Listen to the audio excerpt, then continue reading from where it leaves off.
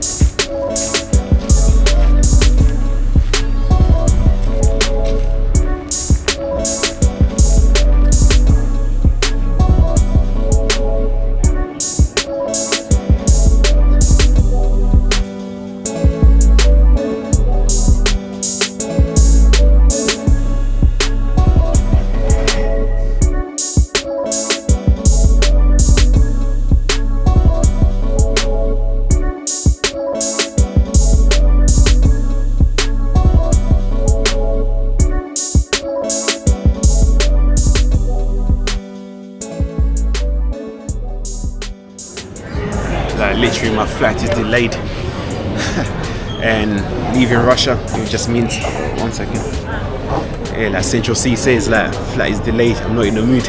I'm not in the mood cause my flight delayed, so I jumped on a private jet and I'm asking a pilot the ETA. Yeah, this is how I flew exactly here in Russia, leaving Russia. It's been a strange experience leaving here, and my flight is actually meant to take off right now. This is 1:45 in the afternoon, and the flight was meant to depart at 1:40. But first we got a message from S7 telling us that the flight is delayed until 5 p.m.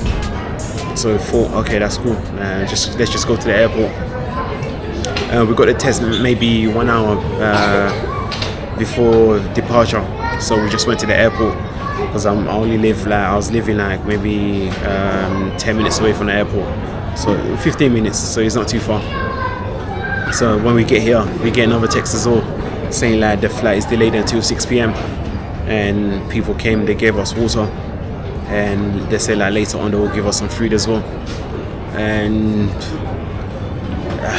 yeah, I don't even know like how to say this, but this is like the least of my worries, because like traveling for UK passport and being here in Russia, like it's not something for the faint-hearted. Like you really need to have nerves of steel, because the airport is really small. Like there's 2 gates. There's arrival gate and departure gate. Like really small airport, and we already knew that the flight is delayed, and I just said like we just need to go through passport control just to get everything out of the way, just to make sure everything is okay and there's no confusion or anything like that. Because I was still in my mind, like, because especially coming here, like I knew what happened to me coming here, so I had a feeling like leaving as well, it might be the same situation. And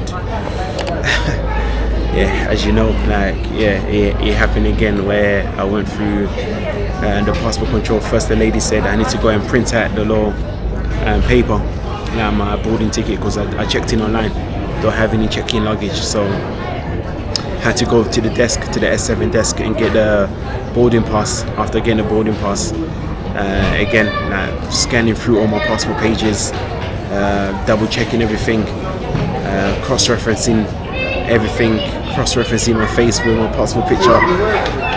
It was intense. So I was just standing there for literally maybe, I can just say 5 minutes, like literally just standing there.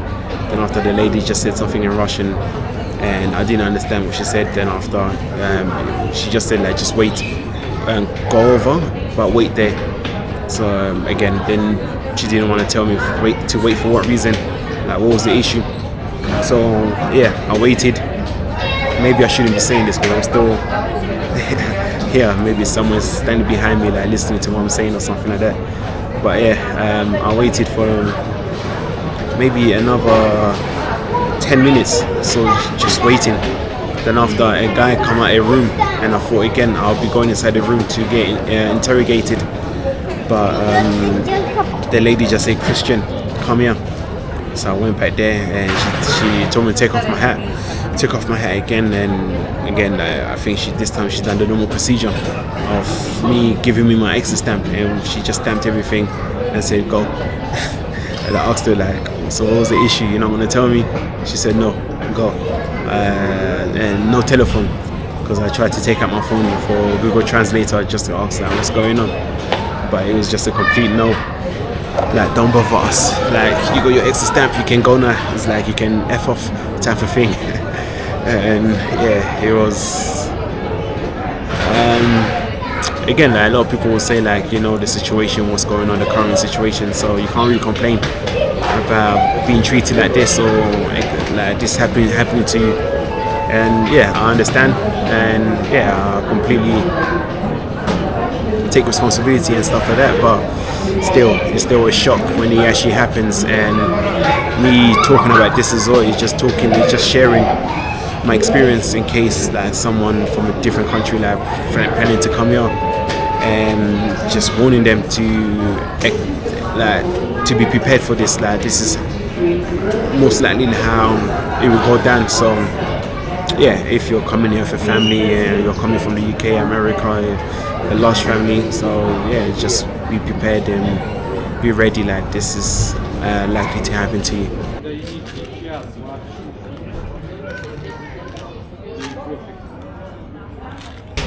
But on a lighter note, my flight is delayed for many hours, and the flight before this, it was a flight to go into Phuket, and it was leaving at 1:55. So they're already boarded. Everyone is already boarded 5 minutes early. So yeah, that flight there is leaving on time, and hopefully my flight to Bangkok leaves on time as well. So it's going to be a long journey. Like, flying over to Bangkok 6 hours. Now it's like double the hours. So yeah, it is stress. Like, it is stress, but what can you do? So this is life. Traveling when there's delay.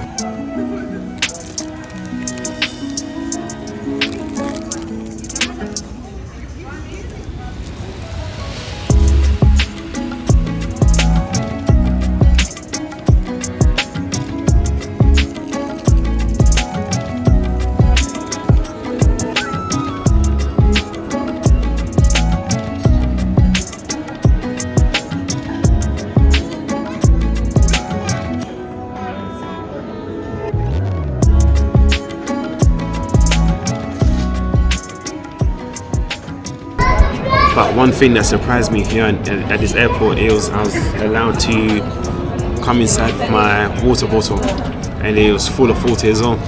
And I don't know if it's like allowed here in Russia, like you can onboard the plane with water, but yeah, here's okay. But most countries anyway, they don't allow it. But I know in the UK, they've changed this law. I think maybe a year or 2 years now, you can board flights with water, but here, yeah, you can do it as well. So that's a plus, that's a bonus. At this moment, just trying to download this stream for 3 hours, so by the time I get to board the flight, I can just listen to the commentary after Arsenal match from last night. There is literally some people behind me right there. I don't know if you can see them, but they've been drinking ever since we got here, and even one of them is even vaping as well. inside the airport, and I just went inside the toilet. The toilet, like, it doesn't even smell like cigarette. You can literally see the smoke everywhere inside the toilet. So people are going inside there to smoke because here there's no smoking area or anything like that, or any smoking section. So as soon as you go through passport control, you can't go back again. You're pretty much like stuck here. So some people here they're smoking and vaping. People are drinking. I've seen people consuming a lot of alcohol in the bar behind me. But if I'm honest, it's starting to feel like here's like a community because we've been here together for almost 4 hours now, and we're just waiting, eating together. Oh yeah, the food. When they were making announcements, that the food is here. But I'll talk about the announcement later, the language barrier. But they gave us chicken and rice, and the other thing they gave us like a bun with ham, cheese and cucumber on it as well, and a chocolate bar. And I just think to myself, imagine if you're a vegetarian, like you won't be able to eat anything apart from the bun, because the bun was the only thing that wasn't touching meat, or it didn't have meat inside it. But when it comes to the language announcements here, I'm sure like when you're checking in, like they can see that there's 4 foreigners. That's gonna be minimum 4 foreigners that's gonna be on this flight, because there's 3 other people that are not Russian. So I'm thinking to myself like, and all the announcements here is all completely in Russian. And I'm just thinking, imagine like I don't know, today's flight is cancelled and you don't understand what's going on and no one can explain to you. You're kind of lost and you're here by yourself, or they say the flight is not taking off from this runway, it's taking off from another airport or another what's it called again? Not gate. Another terminal. Yeah, it's taking off from another terminal, so you're kind of like stuck here without knowing anything. So that's something that I picked up on. But again, we're just here, waiting still, and this is it. Like. Ella hace todo por seducirme y yo voy, haciendo lo que ella me pide y yo voy, porque fue la que siempre quise.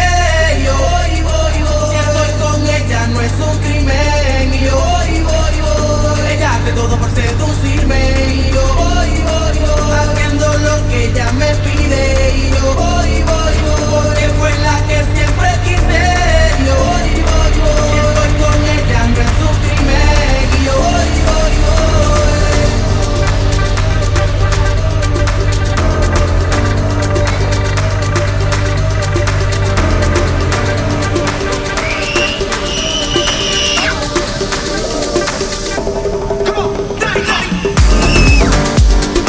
This is crazy. Getting off the bus, shuttle bus, and everyone just pushing and trying to rush to get into the stairs as fast as possible. It is chaotic, and a screaming baby as well. I'm sure you can hear.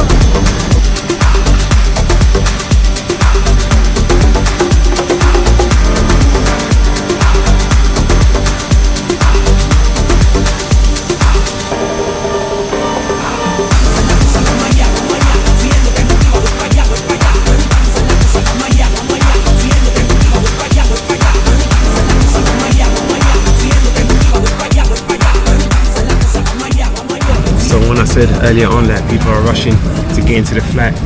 Now I know why, that they were in such a hurry, because waiting for everyone to check in, to sit down and put their luggages on the top, and it's going to take a while, and the people waiting downstairs inside the freezing cold.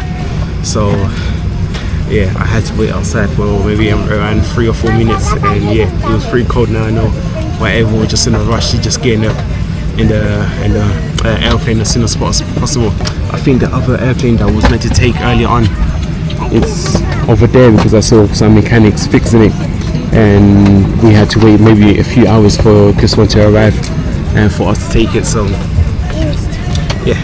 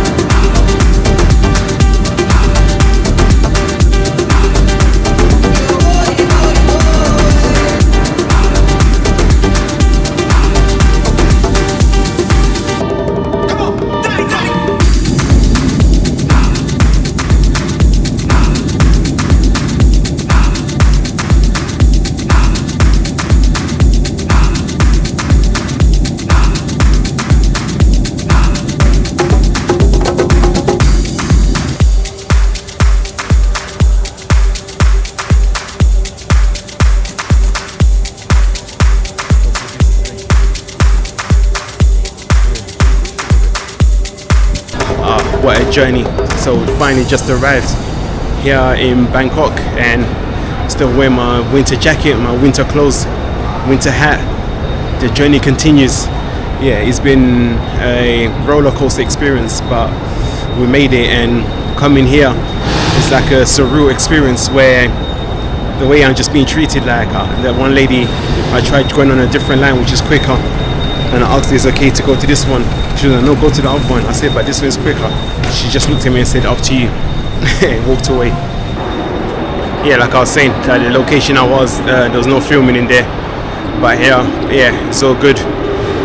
Just arrived, and I also want to say, like, I was so annoyed, like, earlier on, and my frustration, like, is good. I was able to just cool down and just relax a little bit. Yeah, like I was saying, like, I was able to cool down and just reflect on my journey or trip or my experience there in Russia. And for me, to be totally honest, like, it actually was a pleasant experience. Especially like the things that I was able to do, like going to the farm, going to Lake Baikal and going to London, and it's all like even staying in it was a cool experience. It's just something I could have never imagined doing, like experiencing minus 15, minus 20 weather. Yeah, something like that, like I could have never imagined, and just being able to do it and actually doing it, it was surreal for me. And the hospitality of the people is all, like, inside Russia itself, like, they're very friendly. They are not so how can I say, yeah, and the hospitality in Russia is all, like, the people that I met, I came across, that I spoke to, that, yeah, the best people I could ever imagine to have ever met. I'm just, like, saddened that I wasn't able to share most of the experiences on camera with you guys. But trust me when I say, like, the people that I actually met there, like, they were unreal to me and actually treated me, like, really good. Like, they didn't treat me any different to how they treated each other. So for me, yeah, something like that I'll never forget. So I can probably just say, like, going into Russia, yeah, it's frustrating, and exiting Russia is frustrating as well. Like, dealing with the border controls and passport controls and people like that, it's a bit frustrating. And because, you know, like, if I'm honest, it's like in some countries, like, you're innocent until proven guilty. Over there, I kind of felt like they're treating me like I am guilty of doing something when I actually done nothing. I'm just a tourist, just coming to enjoy the land, and yeah, but again, this is, I can't complain about it. Like, yeah, it's just me just sharing my experience and telling you guys, like, what to expect. Like, if you was to go to Russia with a Western passport, so you might encounter this. And yeah, so for me, that's the only thing that I'll probably say, like, it was a down point. Everything else, I kind of expected it. I kind of was aware of it, but maybe the cost of living, I wasn't too much aware of the cost of living, because the cost of living is so inexpensive. Maybe because I was in Siberia, in Moscow, and St. Petersburg probably cost more. But where I was, yeah, it was so inexpensive. Quality of life is good over there as well. Obviously, certain things, like, you need to adjust to, but for most part, it's not too bad. It's okay. You can survive with it. You can live with it. And with you guys as well, some of you guys been commenting on my videos, in every single videos. I really appreciate that, learning a lot about the customs in Russia, and yeah, the different ethnic groups, the food, the boozy, so things like that. Like, just learned a lot about it and seeing a lot. So that's one thing I appreciate. That some of you guys commenting on my videos and watching my videos, really appreciate it. And yeah, again, like, don't know what the future holds, but you never know. You might see me back there in Russia again one day, but we'll just see. But for now, I'll probably, yeah, just upload some shorts and just share my journey tips on how to travel inside Russia. But yeah, I think that's it for me in uploading videos about Russia, and probably just head off to normal life now, and yeah, disappear into the sunset until next time. Yeah, that's it for me. But I appreciate everything you guys have showed me, told me, and recommended to me, and even watching my videos and subscribing. So thank you guys for watching and being there with me, and until next time, so goodbye for me here in another part of the world.